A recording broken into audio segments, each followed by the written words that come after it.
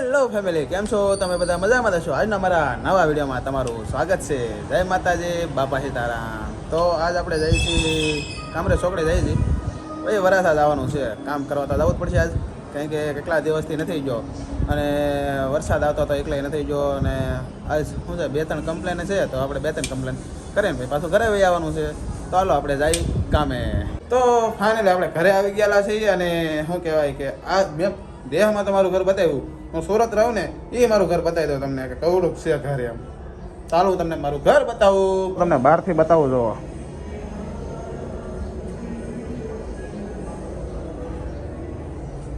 આ બેડરૂમ નથી, આ હોલ છે, હોલ.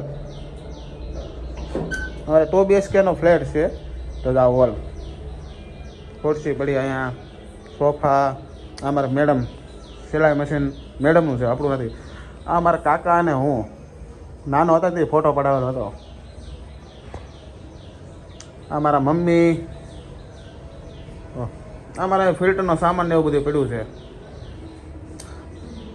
આપણા સ્ટીડિયા ટીવી ઉપર જો અમારા મેહુલભાઈ જાતે ને આપણે ગૌશાળામાં તેમાં ઇનામને એવું લાગેલું, શું કે ટ્રોફી આપેલી છે, એના સેવામાં જતા નથી. જો આમાં લગ્નમાં, મારા લગ્નમાં કોઈ ગિફ્ટ આપેલી હતી. કોને ગિફ્ટ આપી મને યાદ નથી, અમારી મેડમને યાદ હશે. હા, રહોડું હે, કેળા પીળા. બાલ્કની મશીન છે અહીંયા.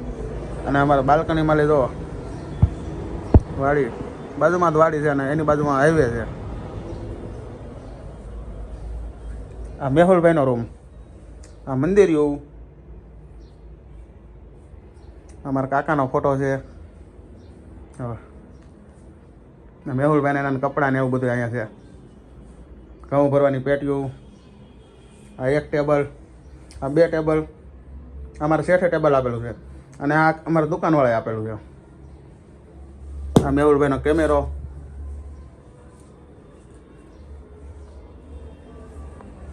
સંડાસ બાથરૂમ ઉપર તો સામાન બધો ફેરો. ફ્રીજ, ઘર ઘંટી. અમારા મેડમને હું છું, મેડમ હોતા છે દેહમાં લેવા ને તેના કંઈક આની શું કહેવાય, 4 દિવાળની અંદર આવે ને એટલે કંઈક આમ બીમાર પડી જાય. દેહમાં શું છે, જો હું લાઇટ કરીને બતાવું તમને અમારો રૂમ. જો આમ જો સામાન કેમ પડ્યો. આ મેડમને મેં ગિફ્ટ આપ્યું હતું, અમારી 3જી એનિવર્સરી છે. આ 2જી એનિવર્સરી છે.